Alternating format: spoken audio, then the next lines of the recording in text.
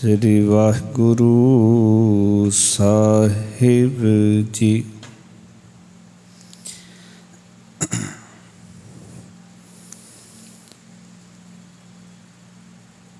तू सुल्तान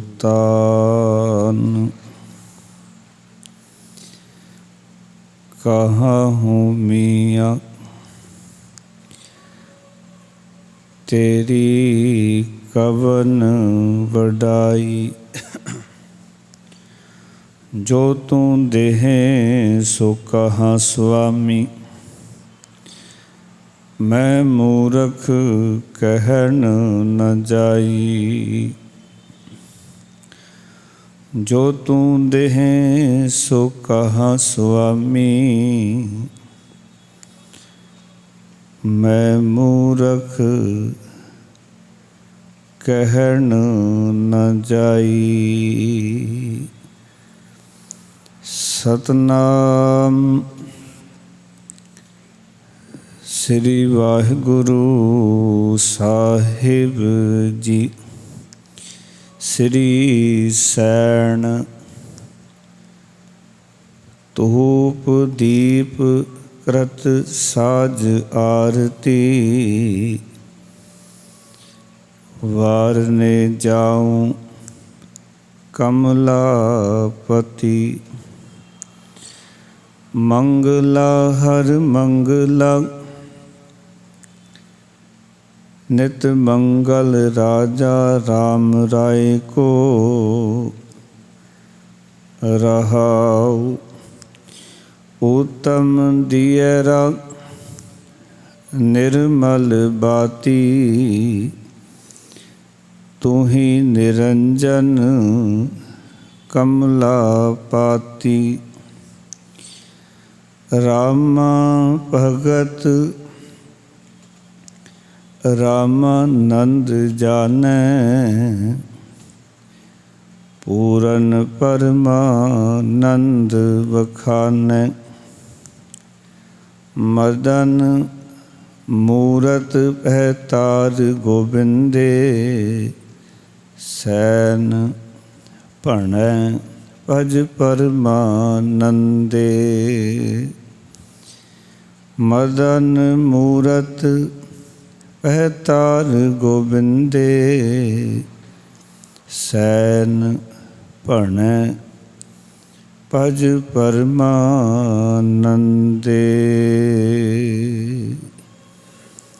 वाहिगुरु जी का खालसा, वाहिगुरु जी की फतेह। परम सत्कारयोग जुगों जुग अटल शब्द गुरु बाणी के बोहित, धन धन श्री गुरु ग्रंथ साहब महाराज जी दी पावन हजूरी विच जुड़ बैठे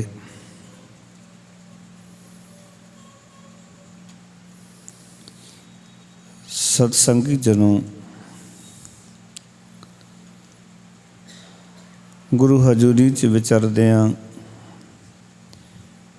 प्रेम सहित रबी बाणी का कीर्तन सरवण किया। आओ गुरु महाराज जी की अपार कृपा सदका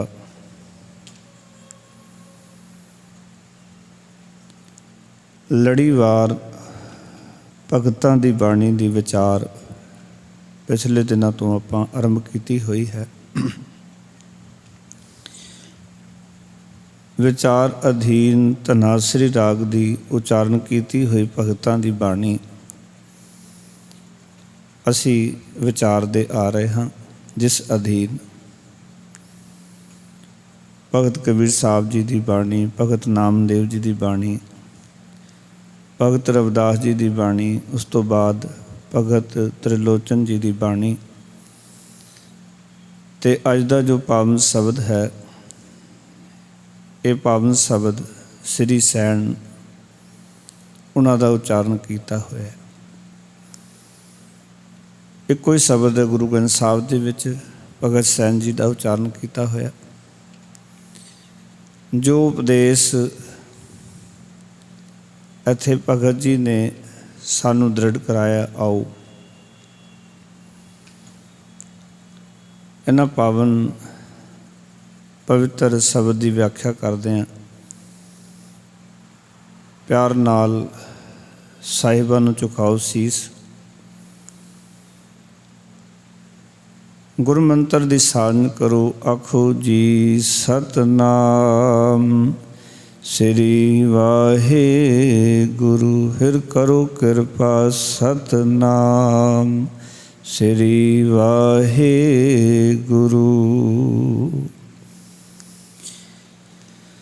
ਸਭ ਤੋਂ ਪਹਿਲਾਂ ਅਸੀਂ ਇਹ ਸਮਝਣ ਦਾ ਯਤਨ ਕਰੀਏ, ਭਗਤ ਸੈਣ ਜੀ ਕਿੱਥੇ ਦੇ ਵਸਨੀਕ ਸਨ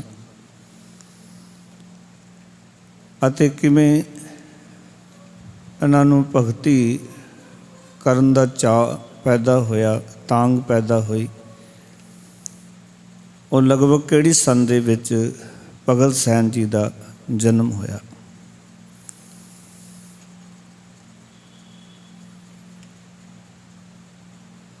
ਕਿਉਂਕਿ ਪਿੱਛੇ ਵੀ ਅਸੀਂ ਪੜ੍ਹ ਕੇ ਆਏ ਹਾਂ, ਸਾਧ ਸੰਗਤ ਬਿਨਾ ਭਾਉ ਨਹੀਂ ਉਪਜੈ, ਭਾਵ ਬਿਨ ਭਗਤ ਨਾ ਹੋਏ ਤੇਰੀ।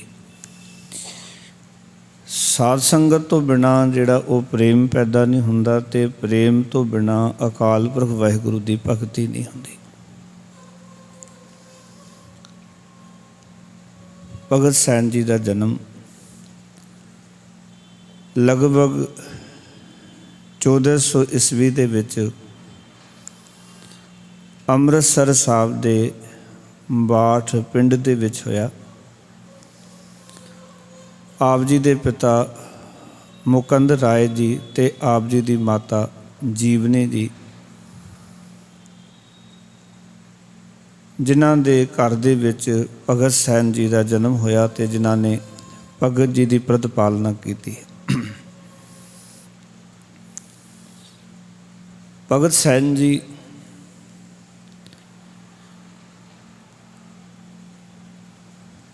ਜਦੋਂ ਮਾਤਾ ਪਿਤਾ ਦੇ ਨਾਲ ਵਿਚਰਦੇ ਹੋਏ ਜਵਾਨ ਹੋ ਜਾਂਦੇ ਹਨ ਤੇ ਉਹਨਾਂ ਦਾ ਵਿਆਹ ਬੀਬੀ ਸਾਹਿਬ ਦੇਵੀ ਦੇ ਨਾਲ ਕਰ ਦਿੱਤਾ ਜਾਂਦਾ ਹੈ।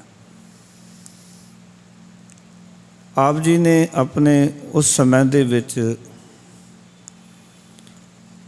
ਜੋ ਉਹਨਾਂ ਨੇ ਕਿਰਤ ਸਿੱਖੀ, ਉਹ ਲਾਹੌਰ ਵਿੱਚ ਜਾ ਕੇ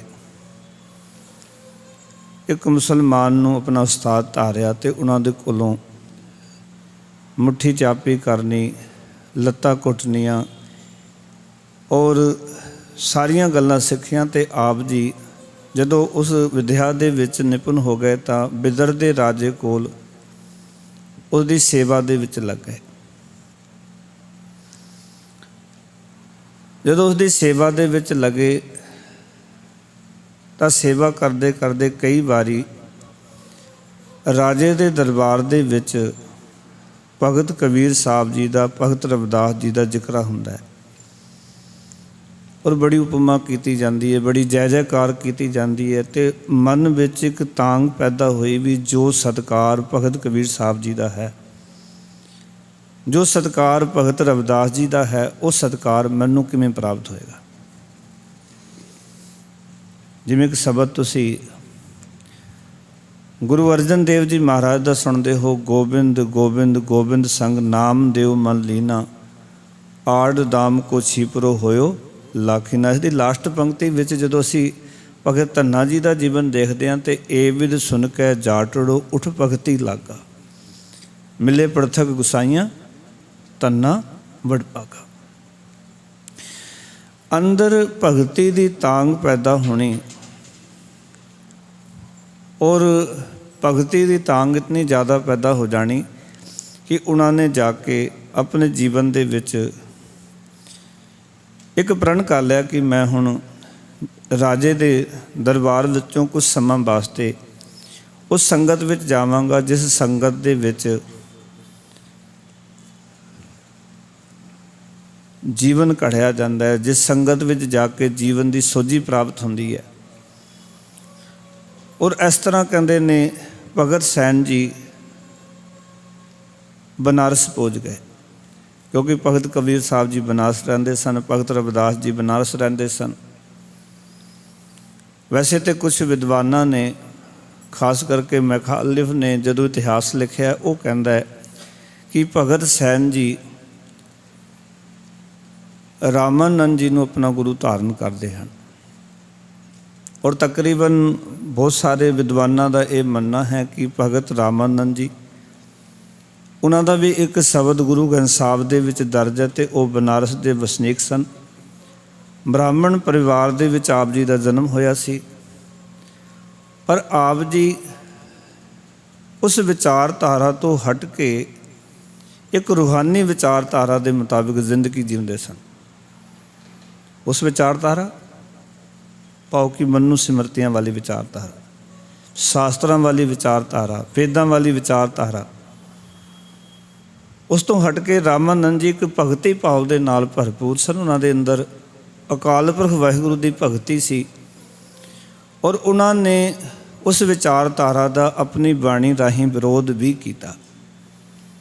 ਜਦੋਂ ਉਹਨਾਂ ਨੇ ਕਹਿ ਦਿੱਤਾ ਕਿ ਕਤ ਜਾਈਆ ਰੇ ਕਰ ਲਾਗੋ ਰੰਗ, ਮੇਰਾ ਚਿਤ ਨ ਚੱਲੈ ਮਨ ਭਇਓ ਭੰਗ, ਪੂਜਨ ਚਾਲੀ ਬ੍ਰਹਮ ਠਾਏ ਸੋ ਬ੍ਰਹਮ ਬਤਾਇਓ ਗੁਰ ਮਨ ਹੀ ਮਾਏ।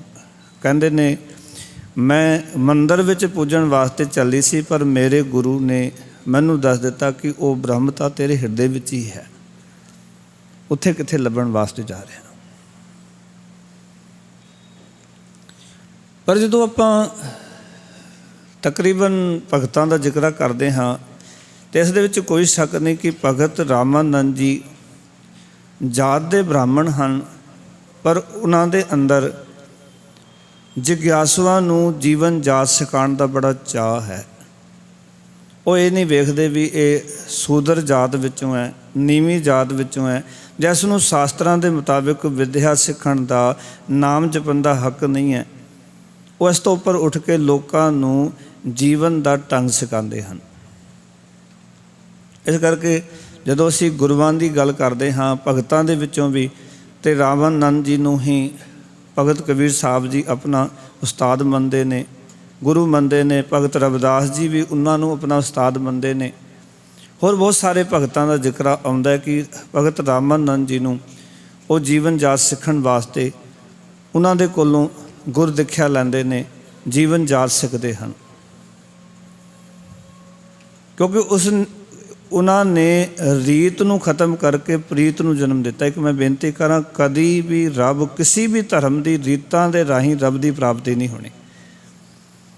ਕੋਈ ਵੀ ਧਰਮ ਹੈ, ਭਾਵੇਂ ਸਿੱਖ ਧਰਮ ਦੀਆਂ ਰੀਤਾਂ ਨੇ, ਕਿਸੇ ਹੋਰ ਧਰਮ ਦੀਆਂ ਰੀਤਾਂ ਨੇ, ਜਦੋਂ ਤੱਕ ਤੁਸੀਂ ਰੀਤਾਂ ਨਹੀਂ ਤੋੜਦੇ ਉਹਨਾਂ ਚਿਰ ਤੱਕ ਤੁਹਾਨੂੰ ਧਰਮ ਦੀ, ਸੱਚ ਦੀ, ਅਕਾਲ ਪੁਰਖ ਵਾਹਿਗੁਰੂ ਦੀ ਪ੍ਰਾਪਤੀ ਨਹੀਂ ਹੁੰਦੀ, ਕਿਉਂਕਿ ਉੱਥੇ ਰੀਤ ਕੰਮ ਨਹੀਂ ਕਰਦੀ, ਉੱਥੇ ਪ੍ਰੀਤ ਕੰਮ ਕਰਦੀ ਹੈ। ਰੀਤਾਂ ਦੇ ਰਾਹੀਂ ਰੱਬ ਦੀ ਪ੍ਰਾਪਤੀ ਨਹੀਂ। ਔਰ ਭਾਈ ਸਾਹਿਬ ਭਾਈ ਕਨ੍ਹਈਆ ਜੀ 10ਵੇਂ ਪਾਤਸ਼ਾਹ ਦੇ ਸਮੇਂ ਦੇ ਸਮਕਾਲੀ ਸਿੱਖ ਮਹਾਰਾਜ ਜੀ ਦੇ ਚਰਨਾਂ ਵਿੱਚ, ਜਿਨ੍ਹਾਂ ਨੇ ਅਥਾ ਸੇਵਾ ਕੀਤੀ ਜੰਗਾਂ ਦੇ ਅੰਦਰ ਪਾਣੀ ਪਿਲਾਉਣ ਦੀ, ਅਤੇ ਗੁਰੂ ਸਾਹਿਬ ਨੇ ਜਦੋਂ ਸਿੱਖਾਂ ਨੇ ਆ ਕੇ ਆਖਿਆ ਵੀ ਇਹ ਤਾਂ ਉਹਨਾਂ ਨੂੰ ਪਾਣੀ ਪਿਲਾ ਕੇ ਫਿਰ ਲੜਨ ਜੋਗਾ ਕਰ ਦਿੰਦਾ ਅਤੇ ਅਸੀਂ ਉਹਨਾਂ ਨੂੰ ਮਾਰਦੇ ਹਾਂ ਅਤੇ ਇਹ ਫਿਰ ਤਿਆਰ ਕਰ ਦਿੰਦਾ ਹੈ। ਉਹ ਕਈ ਵਾਰੀ ਸਾਡੇ ਸਿੱਖਾਂ ਦਾ ਬੜਾ ਨੁਕਸਾਨ ਕਰਦੇ ਹਨ।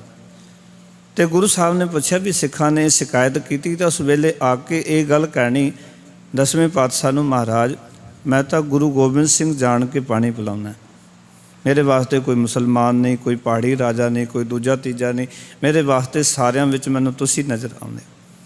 ਅਤੇ ਗੁਰੂ ਸਾਹਿਬ ਨੇ ਫਿਰ ਮੱਲਮ ਅਤੇ ਪੱਟੀ ਵੀ ਨਾਲ ਦੇ ਦਿੱਤੀ ਵੀ ਜੇ ਇੱਦਾਂ ਦੀ ਭਾਵਨਾ ਹੈ ਅਤੇ ਨਾਲ ਉਹਨਾਂ ਦੀ ਮੱਲਮ ਪੱਟੀ ਵੀ ਕਰ ਦਿਆ ਕਰ।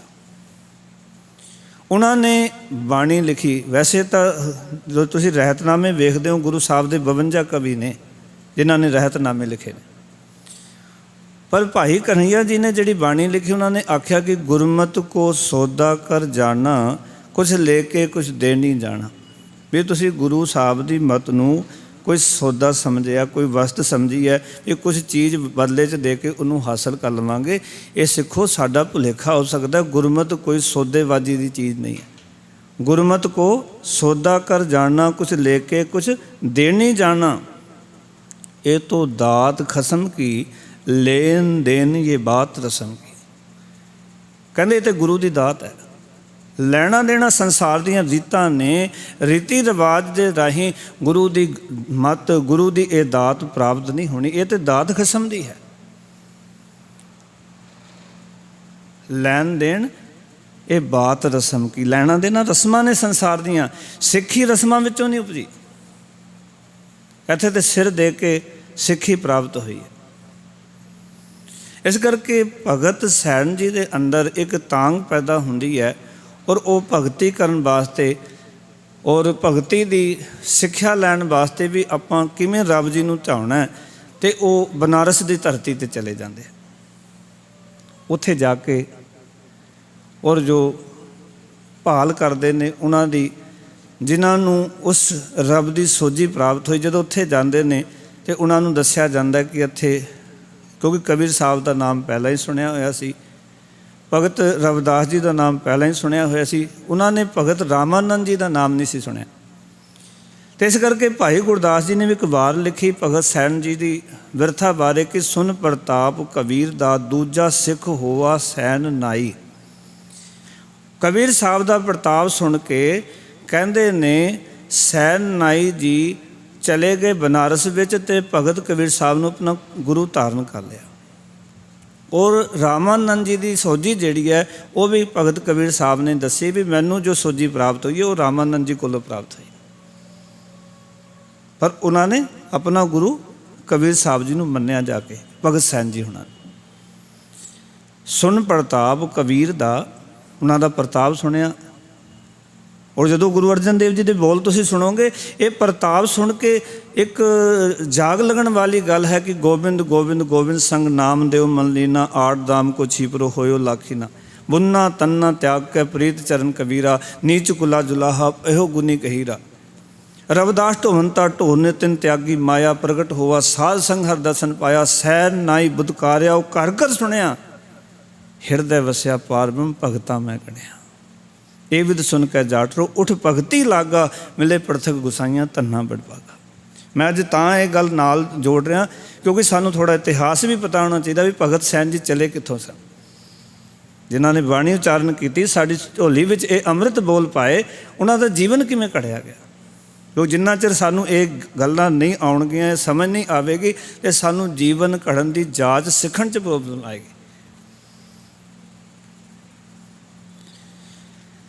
कहते ने दूजा सिख बनया भगत कबीर साहब जी का सैन नाई जी। कहते प्रेम भगत राती करै, कहते प्रेमा भगती करते ने ते भल के राज द्वारे जाई। सवेर होंदी है तो राजे के द्वारे ते गुरु धारण कर लिया, कबीर साहब को गुरु दीक्षा ले ली तो आके राजे की सेवा च लग गए। तो कहते ने रात भर भगती करते हैं, सवेर होंदी है तो राजे के दरबार में चले जाते हैं। कहते आए संत प्राहुणे कीर्तन होया रैन सवाई।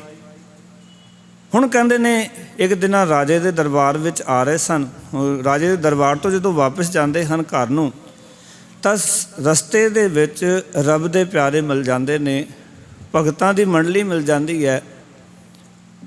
तो वो कहते ने भी असी कुछ समा बैठ के रब की बंदगी करनी है। और भगत सैन नाई जी के घर चले जाते हैं। पूरी रात कहते ने वो रब की गल्लां करते हैं। भगती का अर्थ केवल गाउणा नहीं हुंदा, भगती का अर्थ है रब दीयां गल्लां करनियां, रब बारे जानना तो रब बारे समझना, रबी ज्ञान हासिल करना। कहते ने संत प्राहुणे आए जिन्होंने रबी जाच सी, जिन्होंने जीवन का सुचज्जा ज्ञान सी, तो वो आए तो जो पूरी रात रबी गल्लां बातां चलियां। भाई साहब भाई गुरदास जी लिखते ने आए संत प्राहुणे कीर्तन होया रैन सबाई। कहते छड्ड ना सकै संत जन राज द्वार ना सेव कमाई। संत जना ने छड्या कोई ना। कहते होर गल सुन लो रब दी, होर गल सुन लो। दिन चढ़ गया, राज द्वार जान का टाइम हो गया। भाई गुरदास जी लिखते ने पर संत जन छड्डदे ने भी होर गल सुन लो, थोड़ी जी बैठ जाओ। जिवें आपां कई वारी बैठा हुंदा भी 2 मिनट होर सही, चलो 2 मिनट बैठ जाओ, फिर आपां समाप्ति कर दे। दिन चढ़ गया। कहंदे राजे दे दरबार विच हर रोज़ सेवा करन जाना, राजे नूं जाके उठालना सवेरे, उस नूं इशनान कराना, लत्तां घुटनियां, वस्त्र पाउणे और राजे दे नाल कुछ धर्मी गल्लां बातां करनियां। ये भगत सैन जी का कहंदे रोज़ का काम सी। पर भाई गुरदास जी कहंदे अज जा नहीं सके राज द्वारे। कहंदे सैन रूप हर जाए कै आया रात ने राजे नूं रिझाई। कहंदे ने रब ने की कीता, जदों भगती विच लीन वेख्या, कहंदे वो अकाल पुरख वाहिगुरू ने कृपा की कि राजे दे कोल आके और राजे नूं बड़ा रिझा दिता, तृप्त कर दिता। राजा अज बड़ा प्रसन्न होया। साध जना नूं विदा कर राज द्वारे जाए सरमाई। कहंदे जिहड़े संत जन सन उन्हां नूं विदा करता, दिन चढ़ गया तो कहंदे नूं राजे दे द्वार विच दौड़ पए। मेरी तो उत्थे नौकरी है, मैं तो उत्थे काम करदा, मैं रोटी कित्थों चलेगी। ते जो उत्थे जांदे ने तां बड़े शर्मसार होए भी मैं अज तुहाडी सेवा वास्ते नहीं आ सकिया। भाई गुरदास जी गल्लां लिखदे, उन्हां दी वार है। प्यार वाले सच जानना, उत्थे बड़े शर्मसार होए तो राजे नूं कहंदे भी गुस्ताखी लई माफ़ी, भी अज मैं तुहाडी सेवा च नहीं आ सकिया, मैं तुहाडी सेवा करनी सी, सेवा च पहुँच नहीं सकिया। वो कहंदे अज तां सेवा बड़ी वधिया हुई है। कहंदे नहीं, सानूं भुलेखा, अज मैं सेवा च हाज़र नहीं होया। हुण ये गल्लां होईयां। राणे दूरों सदकै गलो कबाए खोल पहनाई। कहंदे ने राजा सैनाई जी तो इतने सदके जा रहा सी भी दोबारा तू क्यों आ गया राज दरबार दे विच? सवेरे ते आया सी तू, ते हुण दोबारा की लैण वास्ते आया? कहंदे राजा एडे सदके होया कि गले विच सोने की एक चैनी पाई हुई सी, वो कढ़ के ना सैना जी के गले विच पा दित्ती। बड़े सदके होए कि तू अज तक काम ही बहुत वधिया कीता। कहंदे ने वस कीता हों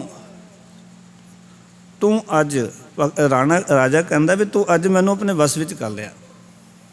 सैनाई जी नूं कहंदा राजा कि तू अज मैनू वस विच कर लिया। कहंदे बोले राजा सुनन लुकाई। राजा बोली जांदे, सारे लोग सुनते हैं भी सैनाई जी ने अज तुसीं मैनू अपने वस विच कर लिया, अज मैं बहुत प्रसन्न था तू। कहंदे प्रगट करे भगत वडियाई। भाई गुरदास जी कहंदे ने भगतां दी जिहड़ी वडियाई है वो अकाल पुरख वाहिगुरू जिहड़ा वो प्रगट करदा। इस तरह भगत सैन जी कबीर साहब जी कोलों, भगत रामानंद जी कोलों जीवन जाच सीख के और राजे दे दरबार विच सेवा करदे करदे वो प्रगट हो जाते हैं। वो अपने भगतां नूं अकाल पुरख वाहिगुरू प्रगट कर दिंदा, जिसनूं गुरु रामदास महाराज ने आख्या, हर जुग जुग भगत उपाया पैज रखदा आया। राम राजे हर ना कस दुष्ट हर मारिया, प्रहलाद तराया अहंकारियां निंदकां पुठ दे नाम देओ मुख लाया। हुण वो एडे प्रगट हो गए कि राजे ने भगत सैन जी नूं राज दरबार विच रख लिया। आख्या सेवा कोई नहीं करनी, बस राज दरबार दे विच लोकां नूं रूहानी ज्ञान जिहड़ा वो तुसीं बख्शिश करना है। उत्थे कहंदे ने फिर भगत सैन जी ये रूहानी बातां लोकां नाल करदे ने, जिहड़ा शब्द अज आपां पढ़िया है। शब्द की है ये तुसीं सारिਆਂ ने सरवण कीता। श्री सैन भगत सैन जी का शब्द है। धूप दीप करत साज आरती, वारने जाऊं कमलापति, मंगला हर मंगला नित मंगल, राजा राम राय को रहाओ। केंद्री भाव शब्द का कहन लगे कि हे हरि, हे राजन, हे मेरे राम, तेरी मेहर नाल मेरे अंदर तेरे नाम सिमरन का आनंद मंगल हो रहा है। मंगला हर मंगला नित मंगल, राजा राम राय को, ये सारे संबोधन ने। हे राजन, हे राम, हे पातशाह। राय कहंदे ने पातशाह नूं, राजन नूं राजे नूं कि हे मेरे हरि, हे मेरे राजन, हे मेरे राम, मेरे अंदर तेरी मेहर दे नाल, कहंदे हुण नाम सिमरन दे नाल कहंदे ने अंदर खुशी, अंदर खेड़ा, मंगल कहंदे ने खुशी नूं, कहंदे आनंद मंगल हो रहा। पाओ कि मेरा हिरदा गदगद होया पिया तेरा सिमरन करके, तेरे नाम की वडियाई करके, तेरी मेहर दे नाल। एक तां कदी भी भगत सैन जी शब्द विच दसना चाहते हैं कि जदों तुसीं रब्बी ਜਾਂ ਰੂਹਾਨੀ ਜੀਵਨ ਦੇ ਮਾਰਗ 'ਤੇ ਤੁਰਦੇ ਹੋ, ਜੋ ਵੀ ਤੁਹਾਨੂੰ ਹਾਸਲ ਹੋਵੇ, ਇਹ ਗੱਲ ਚੇਤੇ ਰੱਖਣਾ ਕਿ ਉਹਦੇ ਵਿੱਚ ਕਦੀ ਮੈਂ ਅੱਖਰ ਨਹੀਂ ਵਰਤਣਾ ਵੀ ਮੈਂ ਕੀਤਾ ਹੈ, ਮੈਂ ਪਾਠ ਕੀਤਾ, ਮੈਂ ਸੇਵਾ ਕੀਤੀ, ਮੈਂ ਸਿਮਰਨ ਕੀਤਾ, ਮੈਂ ਦਾਨ ਪੁੰਨ ਕੀਤਾ, ਮੈਂ ਧਰਮ ਕਰਮ ਕੀਤਾ। ਸਗੋਂ ਇਹ ਗੱਲ ਯਾਦ ਰੱਖਣੀ ਹੈ ਵੀ ਸੱਚੇ ਪਾਤਸ਼ਾਹ ਤੇਰਾ ਕੀਤਾ ਜਾਤੋ ਨਾਈ, ਮੈਨੂੰ ਜੋਗ ਕਿਤ ਹੋਈ, ਮੈਂ ਨਿਰਗੁਣ ਯਾਰੇ ਕੋ ਗੁਣ ਨਾਹੀ ਆਪੇ ਤਰਸ ਪਈ। ਮੇਰੇ ਵਿੱਚ ਕੋਈ ਗੁਣ ਨਹੀਂ ਹੈ, ਤੈਨੂੰ ਆਪ ਮੇਰੇ ਉੱਤੇ ਤਰਸ ਆ ਗਿਆ। ਭਗਤ ਸੈਨ ਜੀ ਇਹ ਕਹਿਣਾ ਚਾਹੁੰਦੇ ਨੇ ਕਿ ਅਕਾਲ ਪੁਰਖ ਵਾਹਿਗੁਰੂ ਜੀ ਦੀ ਮਿਹਰ ਦੇ ਨਾਲ ਕਹਿੰਦੇ ਹੇ ਮੇਰੇ ਪ੍ਰਭੂ, ਕਹਿੰਦੇ ਸਦਾ ਤੇਰੇ ਨਾਮ ਸਿਮਰਨ ਦਾ ਆਨੰਦ ਮੰਗਲ ਹੋ ਰਿਹਾ ਹੈ। ਨਿਤ ਮੰਗਲ, ਨਿਤ ਦਾ ਅਰਥ ਹੈ ਹਰ ਰੋਜ਼, ਸਦਾ ਹੀ। ਭਾਵ ਕਿ ਅੰਦਰੋਂ ਮੈਂ ਤੇਰਾ ਨਾਮ ਸਿਮਰਨ ਕਰਕੇ ਤੇਰੀ ਮਿਹਰ ਦੇ ਨਾਲ ਗਦਗਦ ਹੋ ਰਿਹਾ ਰੋਜ਼, ਤੇਰੀ ਸਿਫਤ ਸਲਾਹ ਕਰਕੇ, ਤੇਰਾ ਨਾਮ ਸਿਮਰਨ ਕਰਕੇ, ਤੇਰੀ ਵਡਿਆਈ ਕਰਕੇ, ਤੇਰੇ ਗੁਣ ਗਾ ਕੇ। ਫਿਰ ਕਹਿੰਦੇ ਨੇ ਧੂਪ ਦੀਪ ਰਤ ਸਾਜ ਆਰਤੀ, ਵਾਰਨੇ ਜਾਉ ਕਮਲਾ ਪਤੀ। ਕਮਲਾ ਦਾ ਅਰਥ ਹੁੰਦਾ ਮਾਇਆ, ਪਤੀ ਦਾ ਅਰਥ ਹੁੰਦਾ ਮਾਲਕ, ਖਸਮ। ਹੇ ਮਾਇਆ ਦੇ ਮਾਲਕ ਪ੍ਰਭੂ, ਮੈਂ ਤੇਤੋਂ ਸਦਕੇ ਜਾਂਦਾ ਹਾਂ। ਵਾਰਨੇ ਜਾਉ, ਵਾਰਨੇ ਦਾ ਅਰਥ ਹੈ ਸਦਕੇ ਜਾਣਾ। ਜਿਵੇਂ ਅਸੀਂ ਜਦੋਂ ਬੱਚੇ ਦਾ ਵਿਆਹ ਕਰਦੇ ਨਾ ਤੇ ਵਾਰਨੇ ਕਰਦੇ ਹਾਂ, ਅਸੀਂ ਪੈਸੇ ਵਾਰਦੇ ਹਾਂ। ਉਹਦਾ ਅਰਥ ਹੈ ਕਿ ਸਾਡੀ ਨਜ਼ਰ ਵਿੱਚ ਜੋ ਇਸ ਬੱਚੇ ਦੀ ਵੈਲਿਊ ਹੈ, ਅਸੀਂ ਪੈਸੇ ਇਸ ਦੇ ਉੱਤੇ ਵਾਰ ਸਕਦੇ ਹਾਂ। ਅਸੀਂ ਪੈਸੇ ਵਾਰਨੇ ਕਰ ਰਹੇ। ਪਾਓ ਸਾਡੇ ਵਾਸਤੇ ਪੁੱਤਰ ਜ਼ਿਆਦਾ ਹੈ, ਇਸ ਕਰਕੇ ਆਪਣੇ ਪੁੱਤਰ ਦੇ ਉੱਤੇ ਅਸੀਂ ਇਸ ਮਾਇਆ ਨੂੰ, ਇਸ ਧਨ ਨੂੰ ਵਾਰ ਰਹੇ ਹਾਂ। ਭਗਤ ਜੀ ਕਹਿੰਦੇ ਨੇ ਮੈਂ ਉਸ ਤੋਂ ਕੁਰਬਾਨ ਹਾਂ। ਹੇ ਪ੍ਰਮਾਤਮਾ, ਮੈਂ ਤੇਰੇ ਤੋਂ ਸਦਕੇ ਹਾਂ, ਤੇਰੇ ਤੋਂ ਬਲਿਹਾਰ ਹਾਂ। ਔਰ ਮੇਰੇ ਵਾਸਤੇ ਕਹਿਣ ਲੱਗੇ, ਕਹਿੰਦੇ ਧੂਪ ਦੀਵੇ ਘਿਓ, ਜੋ ਆਰਤੀ ਲਈ ਚੀਜ਼ਾਂ ਵਰਤੀ ਦੀਆਂ ਨਾ, ਇਹ ਜਿਹੜੀ ਸਮੱਗਰੀ ਹੈ, ਕਹਿੰਦੇ ਤੇਰਾ ਨਾਮ ਤੇਰੇ ਤੋਂ ਸਦਕੇ ਜਾਣਾ, ਧੂਪ ਦੀਪ ਘਿਓ ਆਦਿਕ ਸਮੱਗਰੀ ਇਕੱਠੇ ਕਰਕੇ ਤੇਰੀ ਆਰਤੀ ਕਰਨੀ ਹੈ। ਪਾਹੋ ਤੇਰੇ ਤੋਂ ਸਦਕੇ ਹੋਣਾ ਮੇਰੇ ਵਾਸਤੇ ਆਰਤੀ ਹੈ। ਜਿਵੇਂ ਗੁਰੂ ਨਾਨਕ ਪਾਤਸ਼ਾਹ ਨੇ ਆਖਿਆ ਵੀ ਇਸ ਰੱਬ ਦੀ ਆਰਤੀ ਤਾਂ ਆਪਣੇ ਆਪ ਹੋ ਰਹੀ ਹੈ, ਬਸ ਆਪਾਂ ਉਹਨੂੰ ਸਦਕੇ ਹੋਣਾ ਹੈ। ਅਕਾਲ ਪੁਰਖ ਵਾਹਿਗੁਰੂ ਤੋਂ ਬਲਿਹਾਰ ਜਾਣਾ, ਤੁਹਾਡਾ ਬਲਿਹਾਰ ਹੋ ਜਾਣਾ, ਰੱਬ ਤੋਂ ਸਦਕੇ ਜਾਣਾ, ਕੁਰਬਾਨ ਹੋਣਾ, ਇਹੀ ਸੱਚੀ ਜਾਣਨਾ ਰੱਬ ਦੀ ਆਰਤੀ ਹੈ।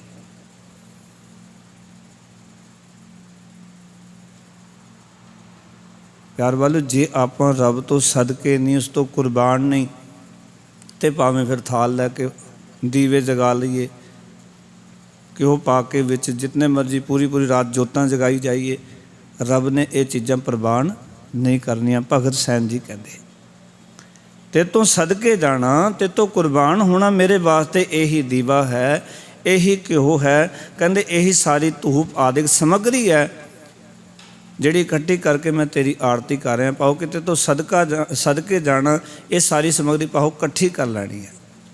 ਇਹਦਾ ਅਰਥ ਹੈ ਕਿ ਜੇ ਆਪਾਂ ਗੁਰੂ ਸਾਹਿਬ ਜੀ ਤੋਂ, ਅਕਾਲ ਪੁਰਖ ਤੋਂ ਸਦਕੇ ਜਾਂਦੇ ਹਾਂ, ਤੇ ਸਾਨੂੰ ਬਾਕੀ ਕਿਸੇ ਸਮੱਗਰੀ ਨੂੰ ਇਕੱਠੀ ਕਰਨ ਦੀ ਲੋੜ ਨਹੀਂ ਹੈ। ਜੇ ਸੱਚੇ ਦਿਲੋਂ ਅਸੀਂ ਸਦਕੇ ਜਾਂਦੇ ਹਾਂ, ਕੁਰਬਾਨ ਜਾਂਦੇ ਹਾਂ। ਫਿਰ ਕਹਿਣ ਲੱਗੇ ਭਗਤ ਜੀ, ਕਹਿੰਦੇ ਉਤਮ ਦੀਐਰਾ ਨਿਰਮਲ ਬਾਤੀ, ਉਤਮ ਦੀਐਰਾ ਨਿਰਮਲ ਬਾਤੀ, ਤੂੰ ਹੀ ਨਿਰੰਜਨ ਕਮਲਾ ਪਾਤੀ। ਆਖਣ ਲੱਗੇ ਹੇ ਕਮਲਾ ਪਤੀ, ਹੇ ਮਾਇਆ ਦੇ ਪਤੀ, ਹੇ ਮਾਇਆ ਦੇ ਮਾਲਕ, ਤੂੰ ਨਿਰੰਜਨ ਹੀ ਮੇਰੇ ਲਈ ਆਰਤੀ ਕਰਨ ਲਈ ਸੋਹਣਾ ਚੰਗਾ ਦੀਵਾ ਤੇ ਸਾਫ ਸੁਥਰੀ ਵੱਟੀ ਹੈ। ਮੇਰੇ ਵਾਸਤੇ ਹੋਰ ਕੋਈ ਵੱਟੀ ਨਹੀਂ ਹੈ, ਹੋਰ ਕੋਈ ਦੀਵਾ ਨਹੀਂ ਹੈ। ਮੇਰੇ ਵਾਸਤੇ ਹੇ ਨਿਰੰਜਨ, ਹੇ ਅਕਾਲ ਪੁਰਖ, ਤੂੰ ਹੀ ਮੇਰੇ ਲਈ ਆਰਤੀ ਕਰਨ ਵਾਸਤੇ ਸੋਹਣਾ ਦੀਵਾ ਹੈ, ਤੂੰ ਹੀ ਸੋਹਣੀ ਸਾਫ ਸੁਥਰੀ ਵੱਟੀ ਹੈ। ਤੇਰੇ ਤੋਂ ਬਿਨਾ ਮੇਰੀ ਹੋਰ ਕੋਈ ਚੀਜ਼ ਜਿਹੜੀ ਹੈ, ਹੋਰ ਕੋਈ ਰੀਤ ਰਿਵਾਜ ਮੇਰੇ ਵਾਸਤੇ ਕੋਈ ਮਾਨੇ ਨਹੀਂ ਰੱਖਦਾ। ਅਸੀਂ ਕਈ ਵਾਰੀ ਰੀਤਾਂ ਨੂੰ, ਮੈਂ ਤਾਂ ਸ਼ੁਰੂ 'ਚ ਕਿਹਾ ਸੀ ਵੀ ਜਿਹੜਾ ਰੱਬ ਹੈ ਉਹ ਰੀਤਾਂ ਨਾਲ ਨਹੀਂ ਮਿਲਦਾ। ਇਸ ਕਰਕੇ ਗੁਰਮਤਿ ਵਿੱਚ ਜਿੱਥੇ ਵੀ ਗੱਲ ਹੋਏਗੀ, ਗੁਰੂ ਨਾਨਕ ਪਾਤਸ਼ਾਹ ਨੇ ਸਪਸ਼ਟ ਲਿਖਿਆ ਕਿ ਜਾਲੋ ਐਸੀ ਰੀਤ ਜਿਤ ਮੈਂ ਪਿਆਰਾ ਵਿਸਰੈ। ਉਹ ਰੀਤ ਛੱਡ ਦੇ, ਤੂੰ ਸਾੜ ਦੇ, ਜਿਸ ਦੇ ਨਾਲ ਤੇਰਾ ਪਿਆਰਾ ਪ੍ਰਭੂ ਤੈਨੂੰ ਭੁੱਲ ਜਾਂਦਾ, ਰੱਬ ਤੈਨੂੰ ਚੇਤੇ ਨਹੀਂ ਆਉਂਦਾ। ਨਾਨਕ ਸਾਈ ਭਲੀ ਪ੍ਰੀਤ ਜਿਤ ਸਾਹਿਬ ਸੇਤੀ ਪਤਰੈ। ਕੰਮ ਉਹ ਕਰਨਾ ਹੈ। ਭਗਤ ਜੀ ਸਮਝਾਉਣ ਲੱਗੇ ਕਿ ਤੂੰ ਨਿਰੰਜਨ ਹੀ ਮੇਰੇ ਲਈ ਆਰਤੀ ਕਰਨ ਲਈ ਸੋਹਣਾ ਚੰਗਾ ਦੀਵਾ ਹੈ, ਤੂੰ ਹੀ ਸਾਫ ਸੁਥਰੀ ਵੱਟੀ ਹੈ। हे मेरे प्रभु मैं इन्हां बाकी रीतां दे विच नहीं पैंदा, भगत सैन जी कहंदे ने। और तुसीं वेखो कि भगती दा मार्ग रीतां दा मार्ग नहीं। फिर मैं बेनती कर रहा, जितने भी भगत होए उन्होंने रस्मां छड्डियां, रीति रिवाज छड्डे, उन्होंने मनूतां छड्डियां, उन्होंने होर पता की छड्डिया, लोक लाज छड्डी। जदों तक तुहाडे अंदर लोक लाज है तुसीं भगती नहीं कर सकते। लोक लाज तुहानूं इस मार्ग ते तुरन नहीं देगी। लोग की कहणगे, असीं तां लोक लाज दे पिछे मरे। आ सिੱਖੀ ਦੇ ਵਿੱਚ जो घाण होया ना सिੱਖੀ ਦਾ प्यारिओ, उसका बड़ा कारण है लोक लाज। जदों असीं कहने भी रिश्तेदारां नूं खुश करना, गुरु खुश होवे भावें ना होवे, रिश्तेदार खुश हो जाण। मटर पनीर चाहिए उन्होंने, ਵੱਖ-ਵੱਖ चीज़ां चाहिए, वो प्रसन्न होने चाहिए। ਜਿਹੜੇ ਆਣਗੇ ਉਹ ਕਹਿਣ ਵਾਹ भी बहुत वधिया प्रोग्राम रखिया सी। असी प्रोग्राम इस करके नहीं रख रहे कि जीवन जाच सीखनी है, गुरु कोलों कुछ सीखना, अपने गुरु तो सदके जाना है। इस करके असी पाठ कराना है, कीर्तन कराना है, बाणी पढ़नी है। साडा इस करके भी लोगों को किवें प्रसन्न करिए। देखो कितना गुरमुख परिवार है, जन्मदिन सी देखो पाठ कराया है, बच्चे का ब्याह सी पाठ कराया, कीर्तन भी होया जी, बहुत सोहना प्रोग्राम सी, थले लंगर बड़ा वधिया बनाया सी। लोक लाज दे पिछे धन गुरु रामदास जी की कहते, कहते लोकन की चतुराई उपमा ते वैसंतर जार। लोकां दी चतुराई उपमा उन्होंने अग विच साड़ दे। लोकन की चतुराई उपमा ते वैसंतर जार। कोई भला कहो भावें बुरा कहो, हम तन दियो है ढार। कोई तैनूं चंगा आखे, कोई तैनूं माड़ा आखे, अपना तन तू कुर्बान कर दे। यह है भगती का मार्ग। अज माफ़ करना, भगती के मार्ग च रुकावट की है। अज तक स्कूलों च बच्चे जाते ने तो लोग उन्होंने कहते ज्ञानी जिन्हें दाड़ी रखी होवे, कोई पाठ पूजा करता होवे, बड़ा भगत है, उसमें बड़ा टोरचर जिहा किया जाता, बड़ा नीवां जिहा समझिया जाता है। जिहड़ा किसी नाल वाधू दीयां गल्लां नहीं करता, जिहड़ा गालां नहीं करता, माड़ा नहीं बोलता। पर कौन दसे भी सही रस्ते दे ते यही तुरिया होया। तुसीं ते सारे माड़े रस्ते ते, नशਿਆਂ ਦੇ मार्ग ते तुसीं तुरे होए हो। ਉਹ गुण तुहाडे विच भरपूर ने, वासनावां तुहाडे अंदर आ गईयां। जो विद्या पढ़ाई दा समा सी, जिहड़ा कामयाबी दा समा सी, ਉਹ ਤਾਂ ਤੁਸੀਂ ਦੂਜੇ ਪਾਸੇ ਲੱਗੇ ਹੋਏ। और जिहड़ा कमज़ोर दिल हुंदा है, ਉਹ उन्हां लोकां दी गल्लां विच आके दाड़ी कतल करा आंदा है, कदी कोई केस कतल करा के घर आ जांदा है, कोई किसी होर पासे लग जांदा है। नहीं, लोक लाज नूं छड्डना है। भगतां ने छड्ड के इस मार्ग ते तुरे ने। लोग की कहणगे, उन्होंने ये फिक्र नहीं किया लोग की कहणगे, कही जाण। साडे नाल यही हो रहा ना जी, असीं देखते हैं। क्योंकि बहुतियां चीज़ां अज लोक लाज दे विच बनियां गईयां गुरसिखो। इस करके भगत जी कहने ये सारा कुछ छड्ड के ना मैं उस अकाल पुरख वाहिगुरू जी की आरती करदा। मेरे वास्ते उस अकाल पुरख वाहिगुरू जी का नाम, उस तो सदके होना, उस तो कुर्बान होना, यही दीवा तो यही सोनी बट्टी है। फिर कहन लगे रामा भगत रामानंद जान, पूरन परमानंद बखान। आखन लगे जो मनुख सर्व व्यापक परम आनंद प्रभु,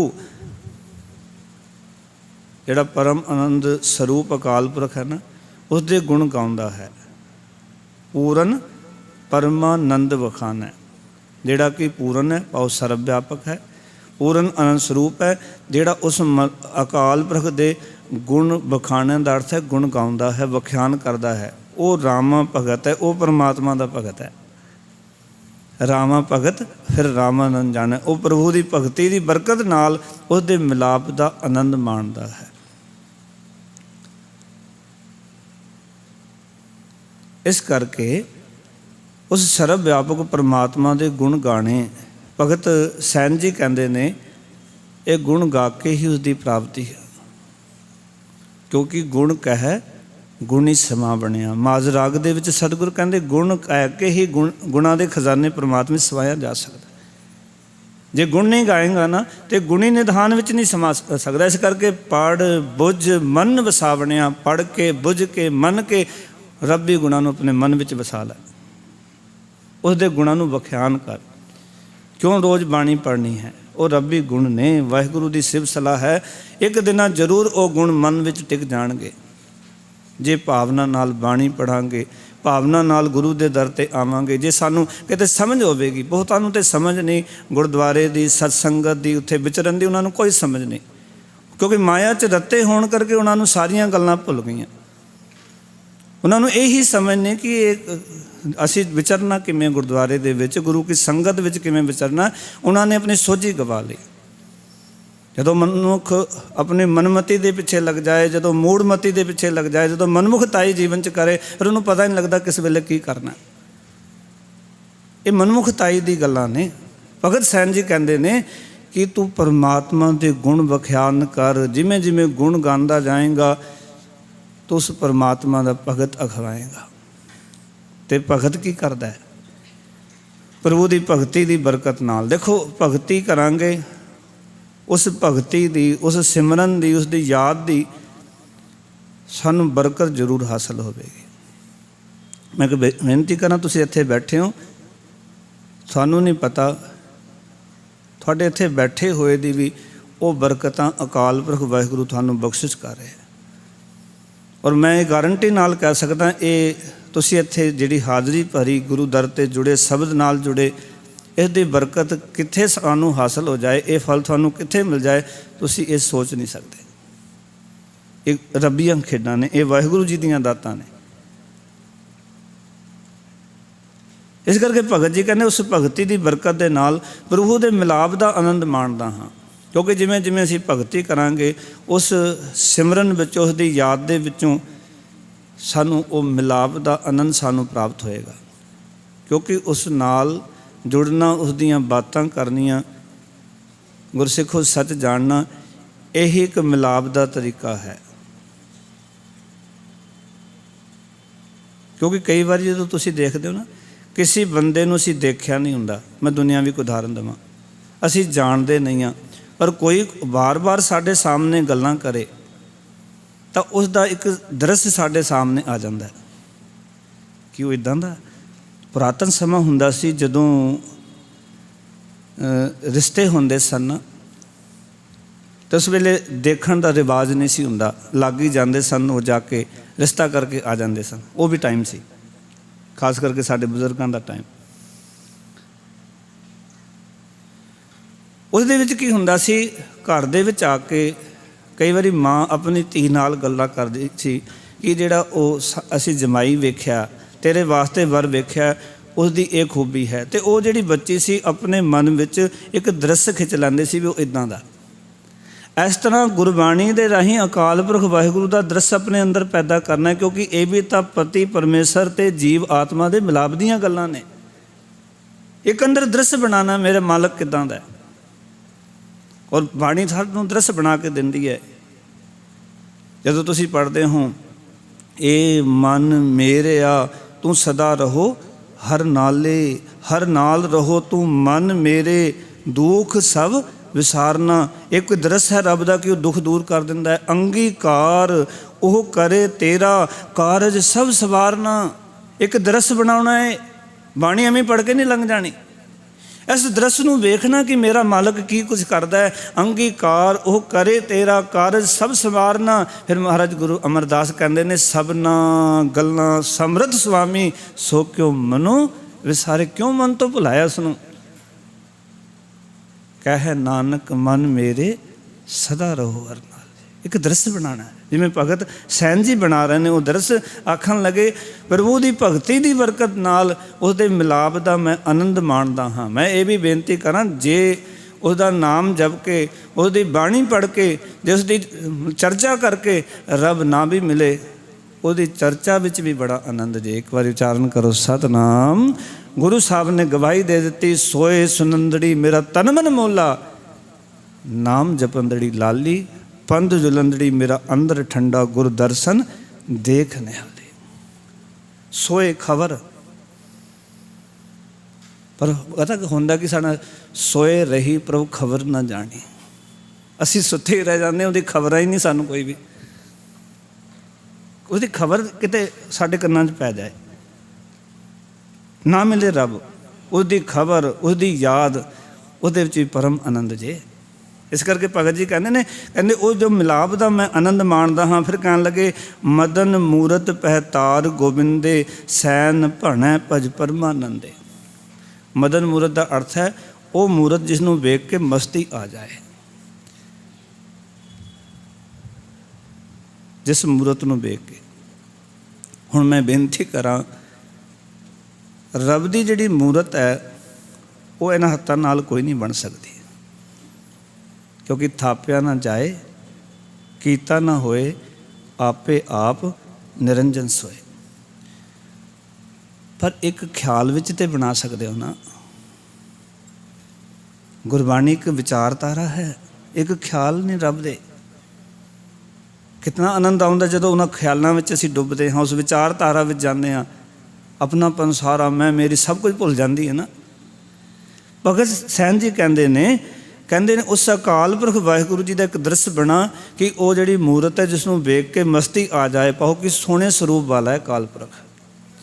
तो उसनों की कहना जिस दे स्वरूप नूं वेख के मस्ती आ जाए।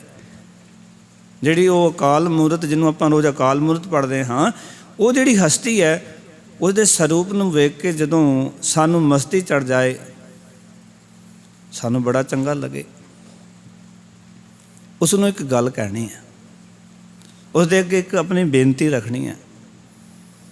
फिर मैं बेनती करा, उसका इन्हां हत्थां नाल कोई चित्र नहीं बनाया जा सकता, कोई बुत नहीं बनाया जा सकता, उसनों इन्हां हत्थां नाल नहीं कढ़िया जा सकता, पर अंदर की जिहड़ी सुरत है वो मालक दे दीदार तुहानूं करा सकती है, अकाल पुरख वाहिगुरू दे नेड़े कर सकती है। इस करके भगत जी कहते उसके अगे बेनती करो, मदन मूरत पहतार गोबिंदे सैन भणै भज परमानंदे।